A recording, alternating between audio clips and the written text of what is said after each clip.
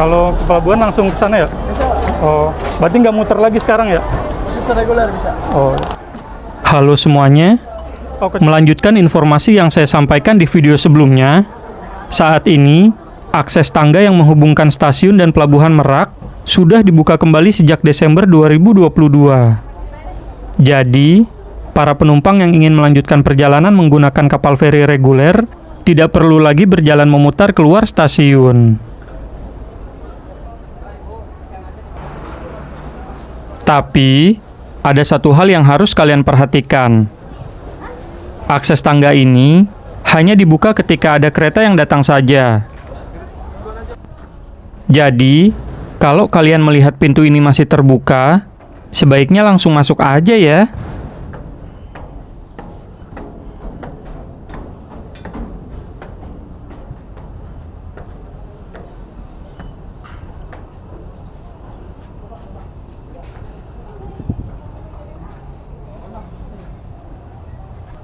Di pintu masuk, petugas tiket langsung membantu saya untuk scan tiket yang sudah saya beli secara online.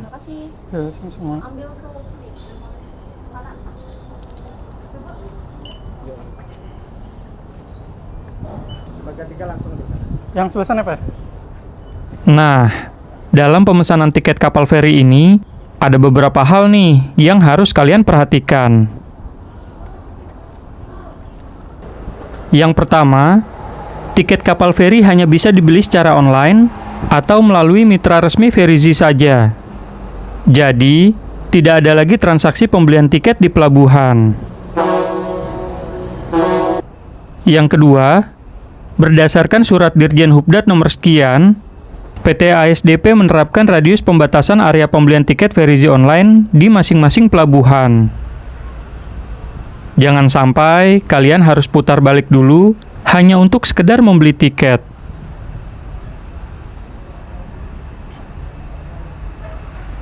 Saran dari saya sih, sebaiknya kalian beli tiket dari jauh-jauh hari. Karena tiket kapal feri sudah bisa dibeli 60 hari sebelum tanggal keberangkatan. Yang ketiga, saat membeli tiket, kalian harus memperhitungkan jam kedatangan.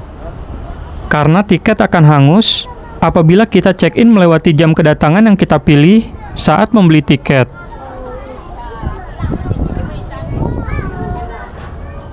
Dan terakhir, yang tidak kalah penting, setelah kalian membeli tiket dan datang ke pelabuhan, pastikan kalian datang ke dermaga yang benar sesuai dengan jenis kapal yang kalian pilih.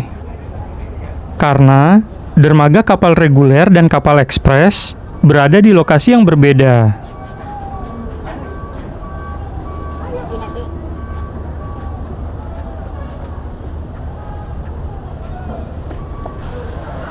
Untuk proses pembelian tiket ini memang terdengar cukup merepotkan ya, karena cukup banyak hal yang harus kita perhatikan. Tapi kalau sudah dipraktekkan, sebenarnya tidak sesulit apa yang kalian dengar. Selama kita mau mencari tahu dan mengikuti kebijakan yang berlaku.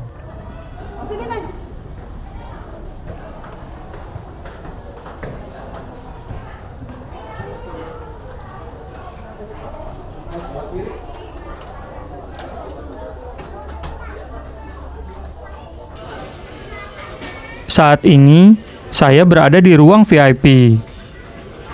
Ruangan ini memiliki fasilitas AC dan kursi yang nyaman. Dan apabila di ruangan ini kita tidak kebagian kursi, maka petugas akan menyiapkan tikar untuk duduk lesehan di bawah seperti ini.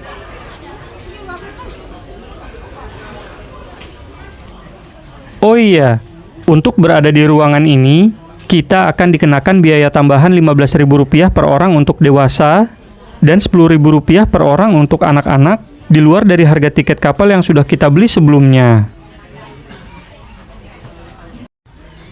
Untuk kursinya sendiri terasa cukup nyaman.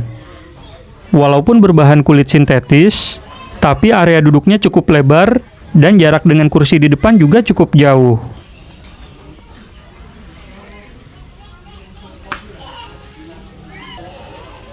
Selain itu juga kursinya terasa empuk dan di kedua sisinya juga dilengkapi dengan cup holder.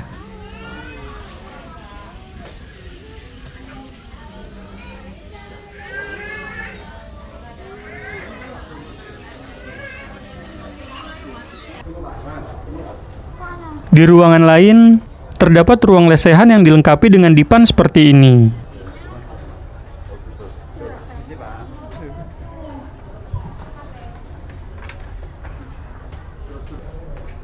Sekarang kita coba lihat seperti apa ruang ekonominya yang berada di lantai atas.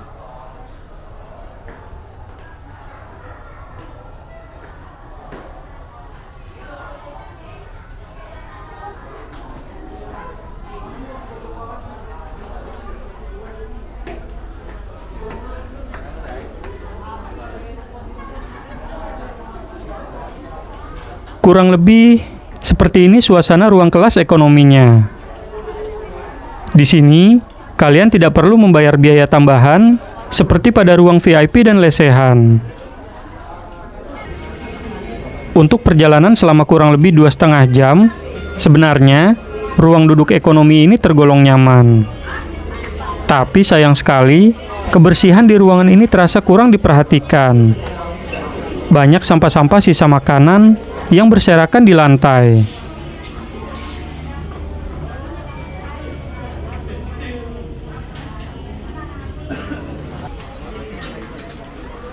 Jam 12:20, kapal mulai berangkat. Dari Pelabuhan Merak, perjalanan ini akan memakan waktu kurang lebih 2,5 jam untuk sampai ke Pelabuhan Bakauheni.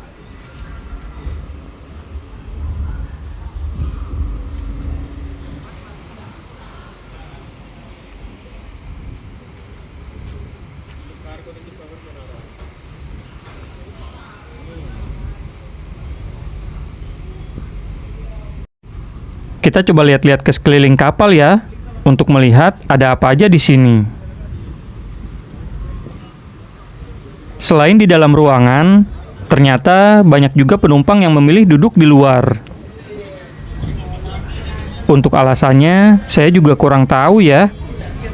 Mungkin karena tidak kebagian tempat di dalam, atau bisa jadi mereka lebih suka di luar sambil menikmati pemandangan.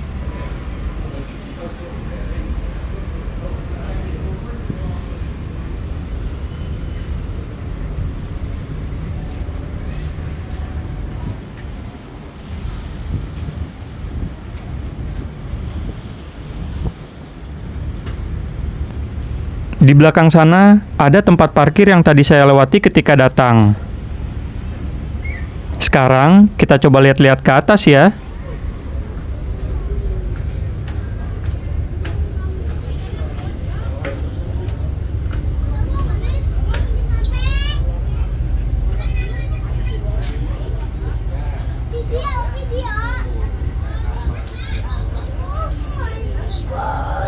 Sama dengan di bawah, di lantai atas juga ramai dengan para penumpang yang duduk di luar.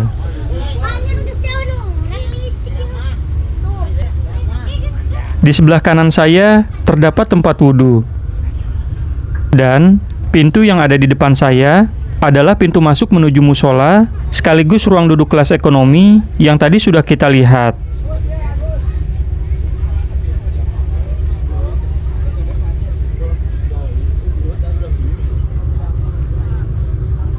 Berikutnya ada toilet wanita, dan di sampingnya terdapat sebuah lorong yang dipenuhi oleh penumpang.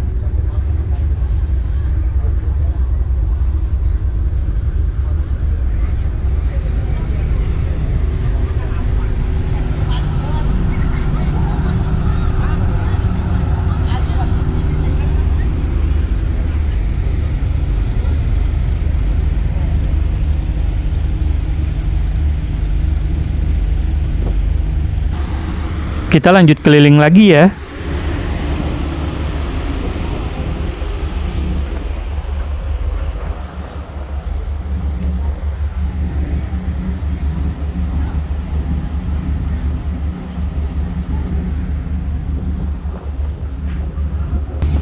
Berikutnya ada toilet pria. Walaupun tergolong minim fasilitas, tapi buat saya masih cukup layak untuk digunakan.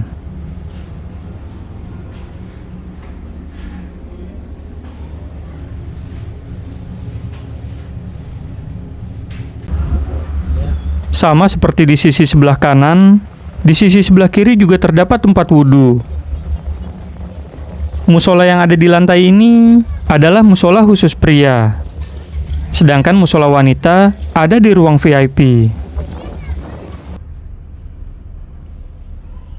Kurang lebih seperti ini ya, suasana di dalam musola pria.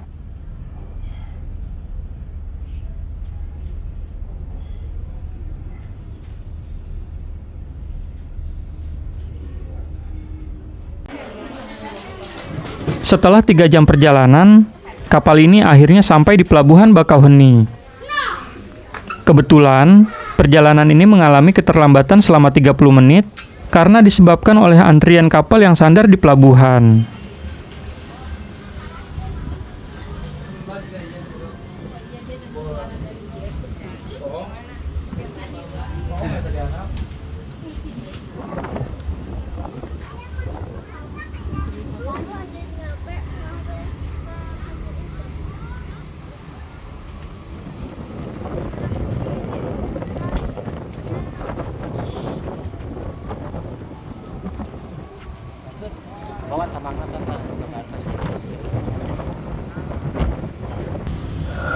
Untuk proses sandar, kapal ini membutuhkan waktu sekitar 10-15 menit sampai kita bisa benar-benar turun.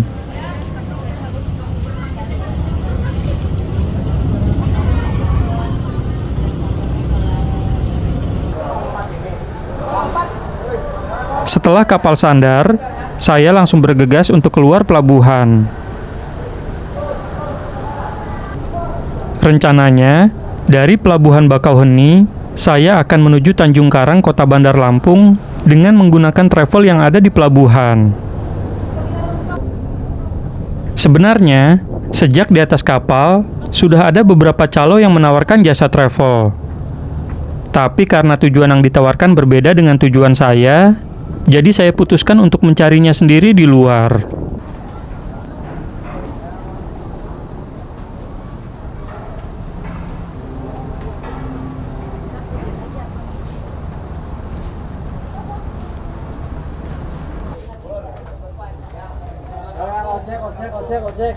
Saat keluar pelabuhan, saya bertemu lagi dengan salah satu calo yang sebelumnya saya temui di atas kapal.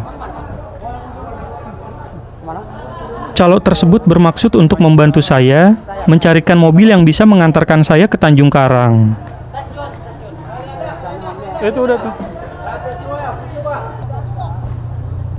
Di sini saya diantar ke beberapa mobil yang sekiranya bisa mengantar saya ke tujuan.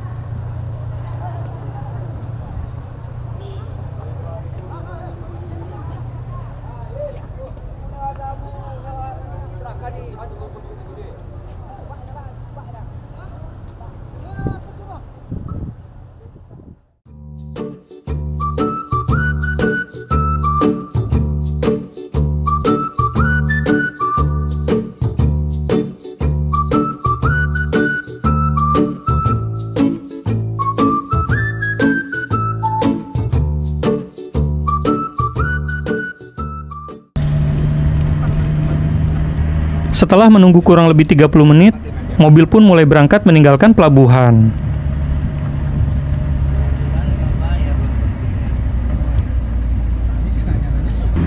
Untuk perjalanan ke Tanjung Karang ini, saya dikenakan tarif Rp60.000.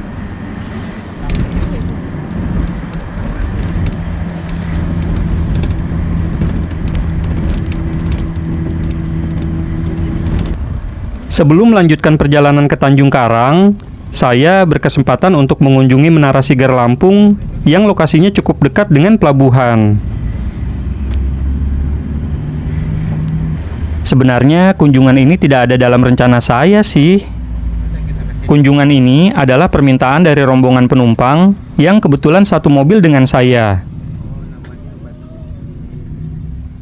Tapi jujur aja, dari yang awalnya saya tidak terpikirkan untuk berkunjung, saya jadi ikutan tertarik untuk mampir ke sini.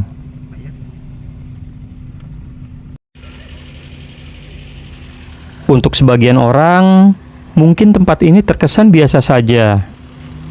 Tapi buat saya pribadi, tempat ini cukup menarik untuk dikunjungi. Untuk alasannya sih sederhana ya, Yang pertama, karena saya belum pernah ke sini sebelumnya, sehingga masih punya rasa penasaran. Dan yang kedua, kebetulan karena saya menyukai sejarah, seni, dan budaya, saya melihat Menara Siger ini sebagai simbol kecintaan terhadap budaya dan sejarah, sekaligus kebanggaan bagi masyarakat Lampung. Walaupun sayang sekali ketika saya datang, pengunjung tidak diperbolehkan masuk ke area menara karena masih proses renovasi. Tapi kita masih bisa menikmati keindahan Menara Siger melalui masjid yang ada di sebelahnya. Karena ini area masjid, jadi jangan lupa untuk melepas alas kaki ya.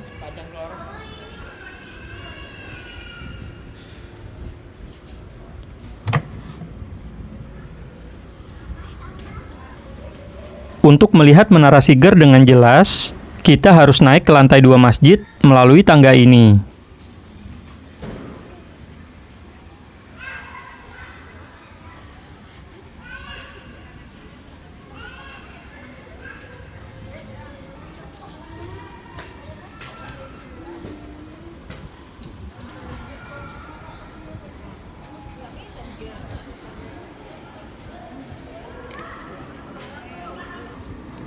Dari atas sini, selain bisa melihat Menara Siger, kita juga bisa menikmati pemandangan yang kebetulan sekali mengarah tepat ke arah pelabuhan dan sekitarnya.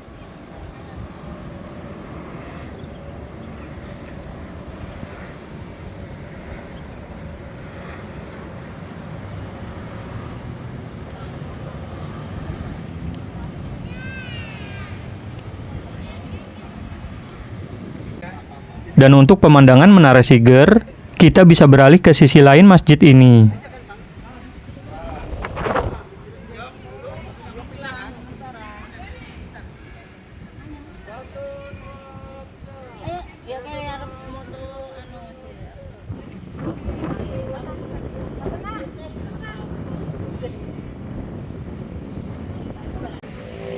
Selain memiliki pemandangan yang indah, masjid ini juga memiliki desain yang unik.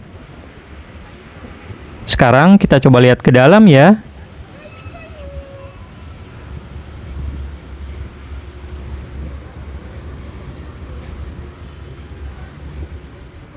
Dengan didominasi warna putih, masjid ini memiliki konsep terbuka tanpa dinding. Hal ini diterapkan selain agar pencahayaan dan sirkulasi udara menjadi baik. Konsep tanpa dinding ini juga membuat pemandangan di luar tetap dapat dinikmati.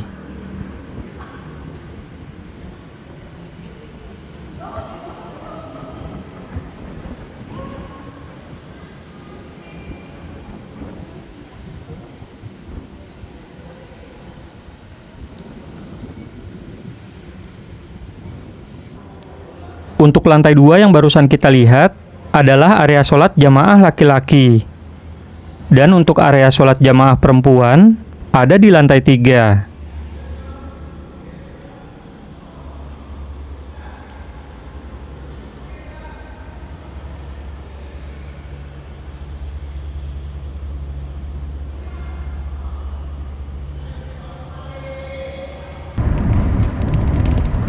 Setelah kurang lebih 30 menit berada di area Siger Park, saya melanjutkan perjalanan saya ke Tanjung Karang.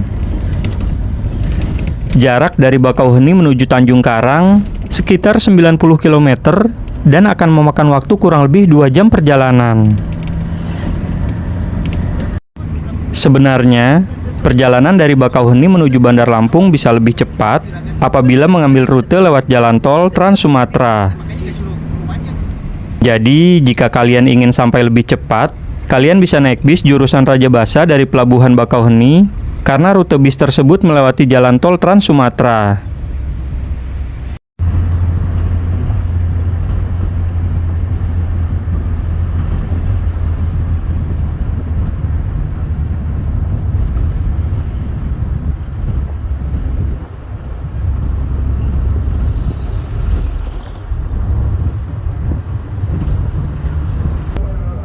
Memasuki kota Bandar Lampung, suasana jalan mulai berbeda.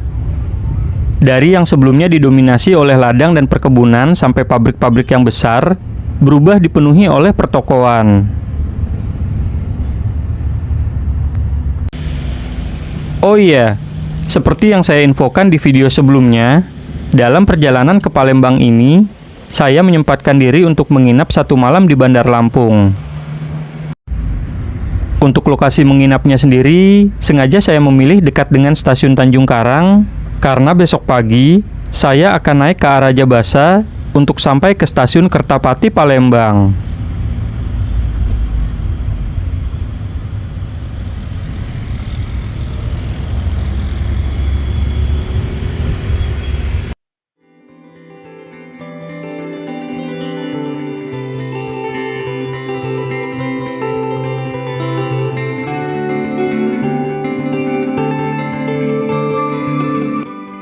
Oke teman-teman, sekian video part 2 backpackeran ke Palembang.